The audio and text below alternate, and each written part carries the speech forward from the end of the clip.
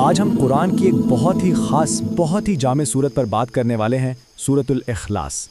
ذرا اس دور کا تصور کریں جہاں ہر طرف الگ الگ عقیدے تھے، مختلف بت تھے۔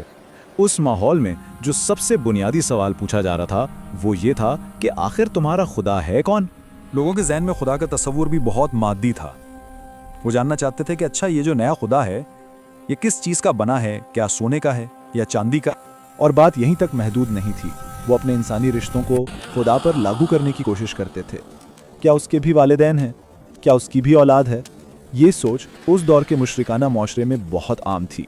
تو ان سارے سوالات، اس ساری الجھن کے بیچ ایک جواب آیا، ایک چھوٹا سا لیکن بہت ہی طاقتور اعلان۔ اور یہ اعلان پیغمبر کی طرف سے نہیں تھا بلکہ سیدھا خدا کی طرف سے تھا۔ احدن احد، ایک ایک۔ یہ صرف دو لفظ نہیں تھے، یہ وہ اعلان تھا جسے حضرت بلال ابن رباح رضی اللہ عنہ شدید ترین اذیت میں دہرا رہے تھے۔ ان دو لفظوں میں اس نئے پیغام کی پوری روح سمائی ہوئی تھی، ایک ایسی روح جو زندگیاں بدل رہی تھی۔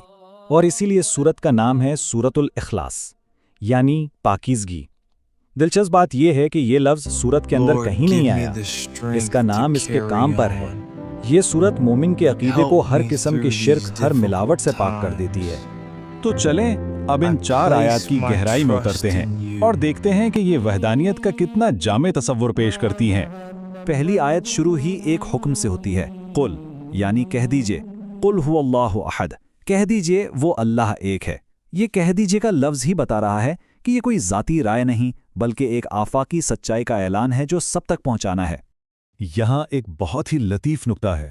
عربی میں گنتی کے لیے واحد کا لفظ بھی ہے، جیسے 1، 2، 3، لیکن یہاں واحد نہیں، احد استعمال ہوا ہے۔ احد کا مطلب ہے وہ ایک جو اپنی ذات میں یکتا ہے، جس جیسا کوئی دوسرا نہیں، جس کے ٹکڑے نہیں ہو سکتے، وہ ایک جس کے بعد 2 کا تصور ہی نہیں، وہ بے مثال ہے۔ اچھا، تو پہلی آیت نے بتایا کہ اللہ احد ہے۔ اب دوسری آیت اس احد ذات کی ایک ایسی صفت بیان کرتی ہے جس کا کسی دوسری زبان میں مکمل ترجمہ کرنا تقریباً ناممکن ہے۔ اللہ الصمد، اللہ صمد ہے۔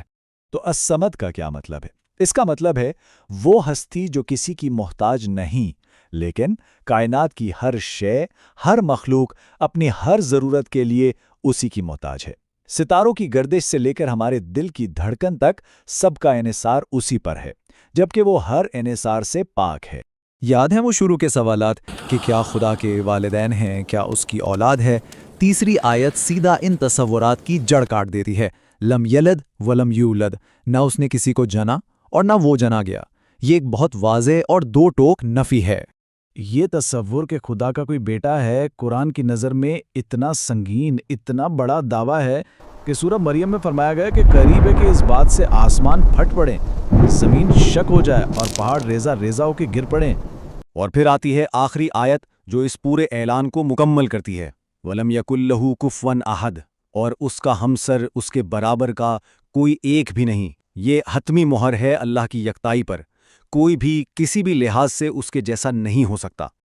نبی کریم صلی اللہ علیہ وآلہ وسلم نے فرمایا تھا کہ اس صورت کو سمجھنا اور اس پر یقین رکھنا گویا قرآن کے 1/3 بنیادی پیغام کو سمجھنے کے برابر ہے۔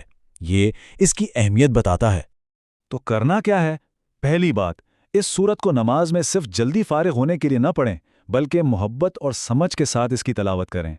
دوسری بات، الصمد کے معنی کو دل میں اتاریں۔ جب بھی کوئی خوف، کوئی پریشانی ہو تو یاد کریں کہ اصل سہارا کون ہے، وہ جو کسی کا محتاج نہیں۔ اور تیسری اور سب سے اہم بات، ان 4 آیات کو اپنا پیمانہ بنا لیں۔ بار بار اپنے عقائد، اپنے بھروسے کو اس پر پرکھیں کہ کیا وہ واقعی صرف ایک اللہ پر ہے۔ یہ سورت ہم سے ایک سیدھا سوال کرتی ہے۔ ہمیں اپنے اندر جھانک کر دیکھنا ہوگا، کہیں ہم بھی تو نسلوں سے پیتل کو سونا سمجھ کر سینے سے نہیں لگائے بیٹھے۔ آخر میں یہ چھوٹی سی صورت ہمارے سوچنے کا پورا انداز بدل دیتی ہے۔ رومی نے کہا تھا، خالق سے ڈرو، اس کی مخلوق سے نہیں۔ یہ صورت ہمیں یاد دلاتی ہے کہ اصل طاقت کہاں ہے اور ہماری توجہ کا مرکز کون ہونا چاہیے، خالق یا اس کی مخلوق۔